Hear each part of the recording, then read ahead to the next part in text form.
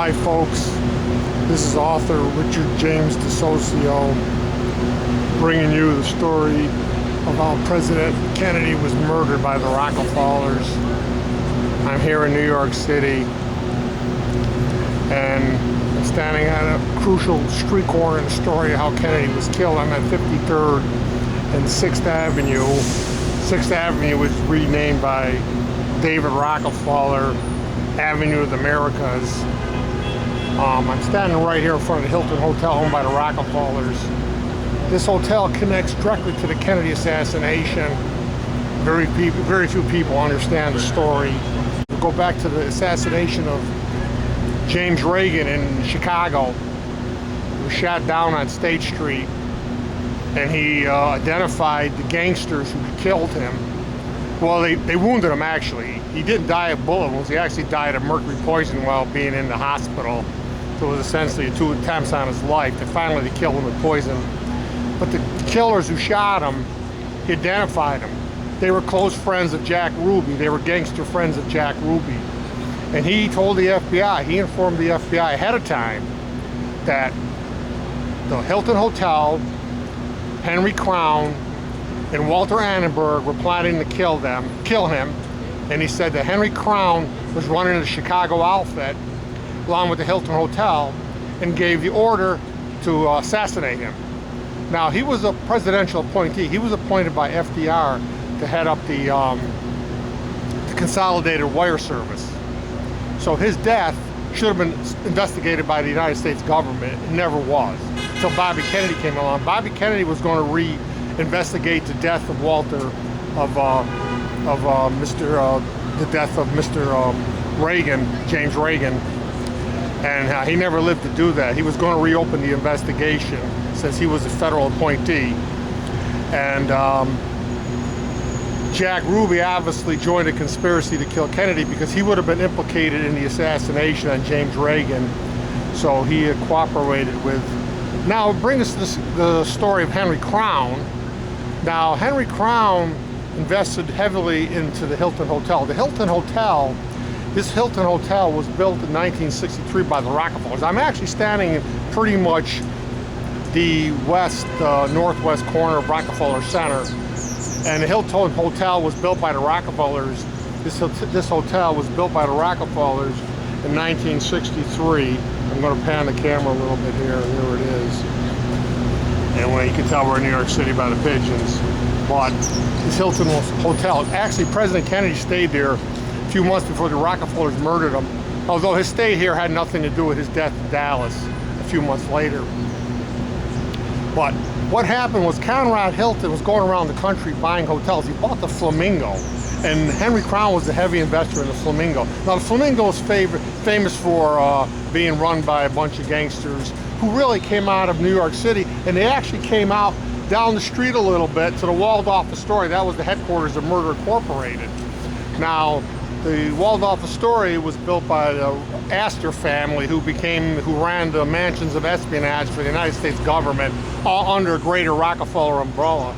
But now, the Waldorf Astoria is now currently owned by the chain of the Hilton Hotel, which is the biggest chain of hotels in the world. And Waldorf Astoria was the headquarters for Murder Incorporated and Bugsy Siegel, who expanded the Flamingo along with the help of the financial investment of Henry Crown.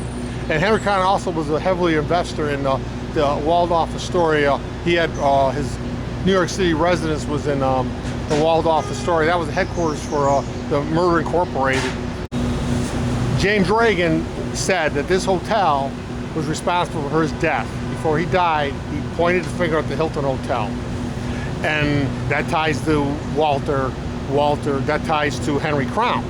Now, Henry Crown was identified by James Ragen as head of the Chicago outfit, which is essentially the Chicago mob, which you would associate certain names like Sam Giancana, Jack Ruby, people who were connected by name to the Kennedy assassination through history. So yeah, this is where it began, folks, right here at the Hilton Hotel. 15 buildings in Rockefeller Center, the original buildings, they're owned today, part owned by the family of Henry Crown, and Henry Crown's grandson is on the board the Rockefeller Chase Bank. And I don't believe there's any named members on the Rockefellers on the board anymore. David was the last one. David at one time owned 2% of the Chase Bank. That was a huge number. But see, the reason they came into the Chase, because during Prohibition, and then the Chase Bank came in, Wall Street essentially came in and took over their banks. So they converted their stock. So all these gangsters who owned banks across the country, who filled up their bank accounts with bootleg money, the Chase Bank came in and bought them up and gave them Chase shares. Just like the Hilton, when they bought the Flamingo, they gave Henry Crown Hilton shares. Now, the Hilton and the Waldorf-Astoria are owned by the Blackstone Corporation, which is a front corporation for the Rockefellers. Now, Blackstone was started by Peter G. Peterson and Stephen Schwartzman. That's the name, Schwartzman. Yeah, he came from a wealthy retail family from Philadelphia. Now, I'm going to pan the camera here a little bit, and we're going to be heading with the camera. We're going to be heading, if I can get this camera to move. Okay, we're panning the camera. It's a beautiful day here, 80 degrees here in Rockefeller Center. I'm going to have to move the camera too. There's trees in my way.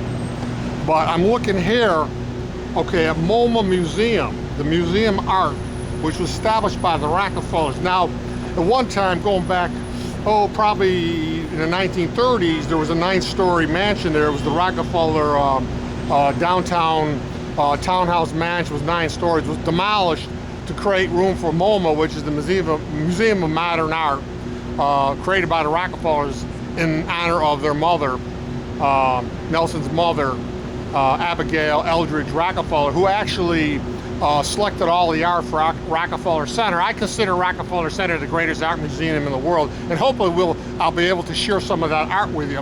But MoMA connects to the Kennedy assassination in many ways, but it connects to the murder of Mary Pinchot. Mary Pinchot in 1963 was having an affair with President Kennedy.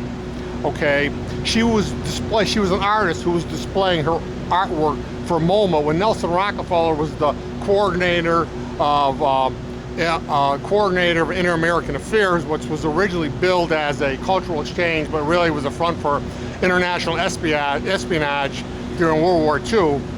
And she was displaying art. She was an heiress. Her grandfather was a Fifth Avenue real estate developer, and so this is the Rockefeller neighborhood. We're going to show you more and more about the Rockefellers and where they live and how they all tie. This is really the cradle of the Kennedy assassination, folks, right here. But George G. Morenchitz, who was the friend of Oswald in 1963, was also an artist. They never mentioned the name MoMA, but he was painting Latin American art. He was actually down in Mexico painting. He actually has he was an artist, although they try to conceal that fact. Mary was a modern artist, very abstract. She was painting for MoMA, and she was part of Nelson Rockefeller's International Cultural Exchange. And I believe George D. Morenchitz, there are 70 paintings out there that he painted. I'm going to try to locate some of them. I don't know if we're going to do it here in my visit to New York City, but eventually I want to locate some of his artwork.